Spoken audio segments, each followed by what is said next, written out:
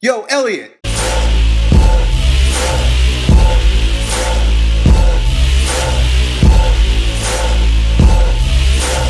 Got this great question from The Name of Time. The Name of Time says, this might be a silly question, but I keep getting told that locking out in the deadlift is a no-no, as it placed all the strain on the joints and damages them.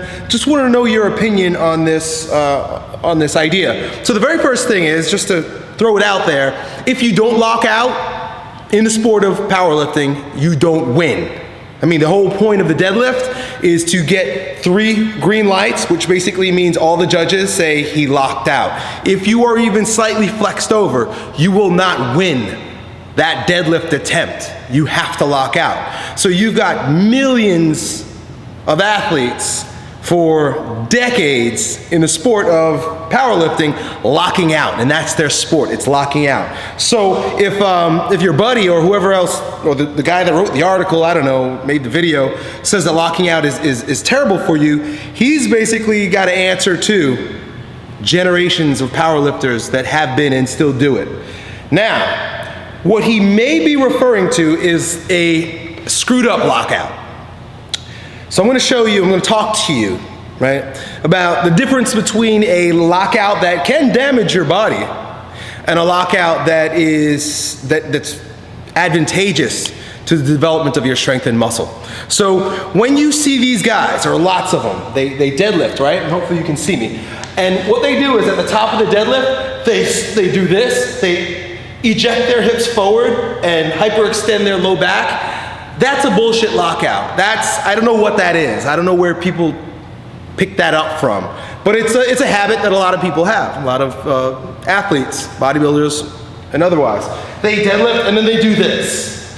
That's the lockout that's going to screw your body up.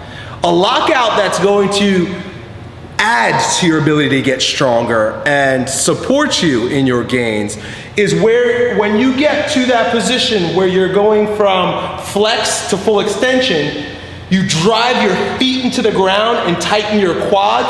Because if you notice, when you tighten your quads, you'll naturally draw your knees back, and in conjunction with the squeezing of the glutes, you will drive your hips forward. So the lockout that is a strong lockout includes the tightening of the quads and the glutes, driving your feet into the ground, squeezing your ass together, and tightening your quads. You're not going to do this consciously, but just be aware of it when you're doing a deadlift, that's what's happening. A really good lockout is you're going to be tight in that lower cross, glutes and quads.